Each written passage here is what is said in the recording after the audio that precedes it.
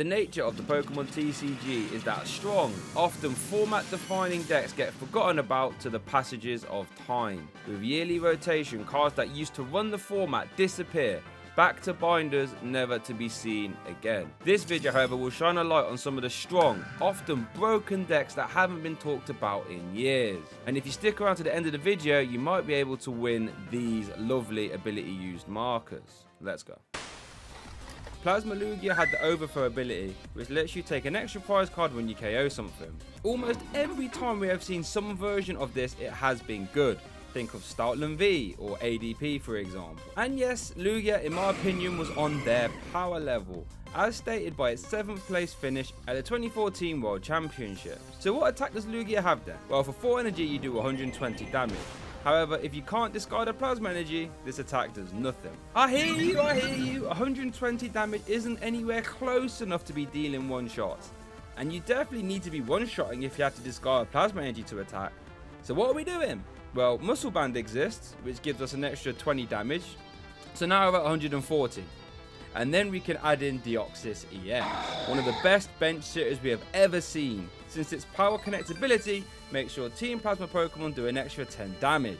And yes, this stacks. So if you have 3 Deoxys out and a Muscle Band attached, you are hitting for the magic 170 damage, which would destroy most of the metagame in one hit. We even had Thundurus EX to help out too with its Raid and Knuckle attack, which let you attach an energy from the discard pile to one of your Team Plasma Pokemon.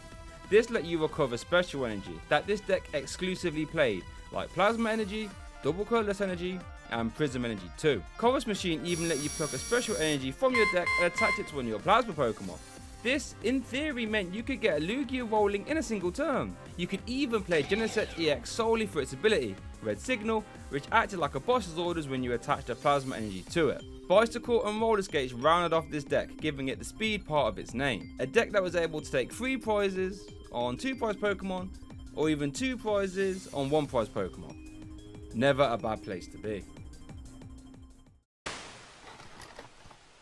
In the sea of hyped up Charizard cards commanding silly prices and being graded left, right and centre, there was one Charizard card that was released all the way back in 2014 that has been disrespected in history.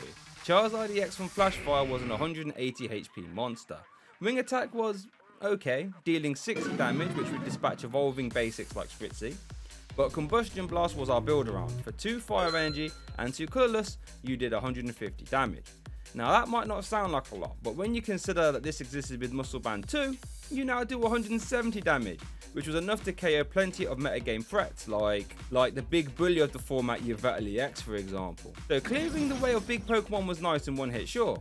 But how are we getting those energy attacks? Well, DC existed at the time, so that satisfied the second half of the attack cost, but those 2 fires are looking really pesky. Well, what if I told you that there is a way to get this Charizard rolling in 1 turn? Giving the deck the name Speed Charizard. You see, Flashfire had the supporter card Blacksmith, which lets you attach 2 fire energy from your discard pile to one of your Pokemon.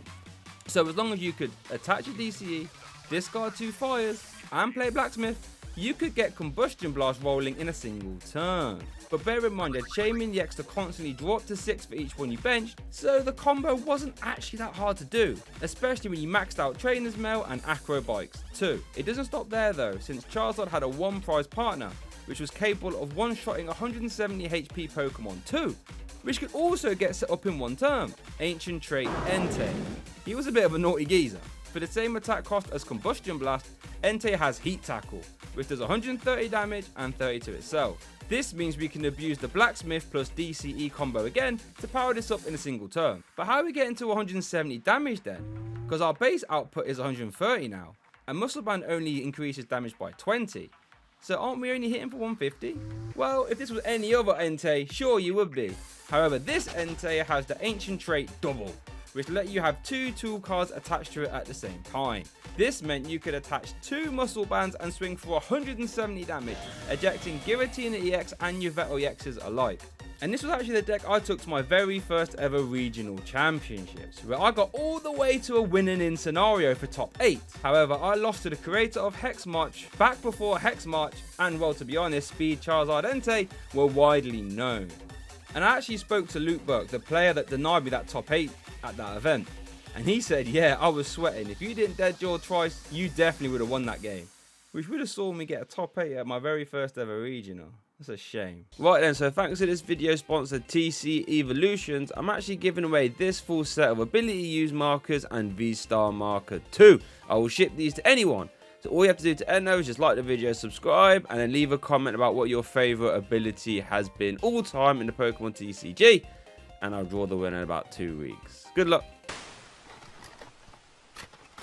Furious Fist was a very strong set. Not only did it introduce Seismitoad EX to the game, which was an absolute terror, but it also introduced a ton of fighting support. Some of it wasn't very good, like Hawlucha EX, but most of it, to be fair, was crap. Karina was a crazy supporter card, which lets you grab a fighting type Pokemon and an item card. If that sounds familiar, it's because it's functionally identical to Irida, but for fighting types instead of water types.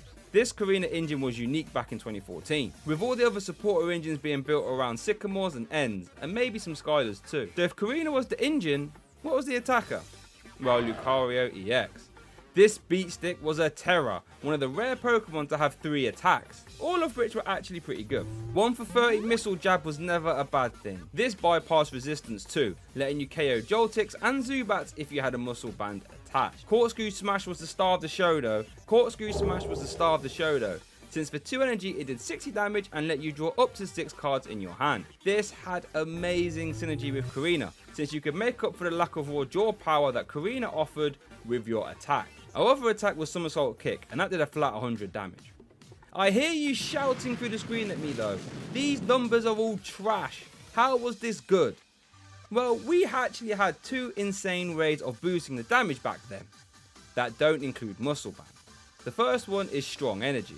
This, in my opinion, is in contention for being the best special energy card of all time. This let your fighting types do an extra 20 damage for each strong energy attached. So now, if we look at Corkscrew Smash again, with a strong energy attached and a muscle band, we now do 100 damage, which 2-shots everything in the format and lets us draw till we have 6 cards in our hand.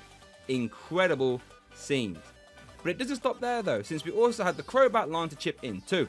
Golbat had the Sneaky Bite ability, which lets you place 2 damage counters on one of your opponent's Pokemon when you evolve it. Crobat had the same ability, Surprise Bite, but it did 30 when you evolve it instead. Both of which having a free retreat cost too. This provided even more chip damage. And with all these buffs in combination with each other, it wasn't too uncommon for Somersault Kick to start taking 1-shots. Especially when you consider that Karina could search out level balls and ultra balls too for your backline. Deck even had room for some disruption cards like Enhanced Hammer, since Karina could search them out when you needed them. This made Lucario Bats a very well-rounded deck that could hit hard, draw cards and search cards when you needed them. A very fun and scary deck, all things considered. Metagross is one of the coolest Pokemon of all time, no questions asked. In the TCG, however, Metagross has been done dirty a few times. Metagross GX, however, was not one of those times. At the time of Guardians Rising releasing, 250 HP was monstrous. This meant you were pretty much indestructible, a fact that Metagross players would look to abuse over and over. You see, Metagross players would play Max Potion. This would completely heal one of your Pokemon, but it would discard all the energy attached to it. Now I know what you're thinking. While completely healing your Pokemon sounds great, and trust me it is, having to discard all your energy is, well, very sad, especially when you need 3 energy to attack. How is this sustainable? Well, you see, Metagross had the ability Geotech System. This would allow you to accelerate a Psychic or Male energy from a discard pile to your active Pokemon. This meant you could swing with Giga Hammer, tank a hit, heal, use Geotech System a couple times, and attack again. And while 150 sounds pretty weak, this existed at the same time as Choice Bell. This means you could now swing for 180 damage, making it the perfect number to KO all the relevant basic attackers. And due to the flexibility of the Geotech System engine, you could play a number of different attackers too. Ultra Necrozma GX was one of my favourite, since Photon Geyser had a technically unlimited damage cap. Almost. It did 20 plus 80 for each basic metal or psychic you discarded from the Ultra Necrozma. And if this sounds familiar, that's because it's the exact same attack as Rayquaza V Max. This was strong because Ultra Necrozma was a basic Pokemon, meaning you could surprise your opponent if they were banking on you never being able to hit over 180 damage. But you did have to run a couple copies of Psychic Energy to facilitate this though. Solgaleo GX, however, was an absolute nuke. And I actually played a 1-0 line of this in my Metagross list myself. Sunsteel Strike did 230 damage and made you discard all the energy attached to it. Discarding the energy was negligible since Geotech system would reattach them. And since you had 250 HP yourself, Solgaleo would often take 4 prizes on its own very easily. It even had the Ultra Road ability which let you switch your Pokemon once per turn. This meant you could never actually get Guzma stalled. And while it sounds really hard to get out on additional stage 2, it really wasn't, because you play Bridget, which would easily search the Cosmog, Heavy Balls, which would easily search the Solgaleo, and Rare Candy would let you evolve into it. This would give you an insane advantage in a mirror match or against anything that had over 180 HP, as well as being really intimidating. Bronzong gave your metal Pokemon immunity to effects of attacks, so Gardevoir GX couldn't use Sylveon GX to plea your Metagross back to hand, which was a common defense for the Gardevoir players could do. If you had Bronzong out, Gardevoir GX had to pretty much just fold, which was very good since Gardevoir GX was the undisputed best deck in format at the time. All those things considered, I think made Metagross one of the rare times a counter deck actually had the legs to take on the rest of the format, and do a pretty good job in doing so. Don't forget to like the video, subscribe and comment your favourite Pokemon ability of all time to be in with a chance of winning those TCE Evolution markers. Thanks for watching.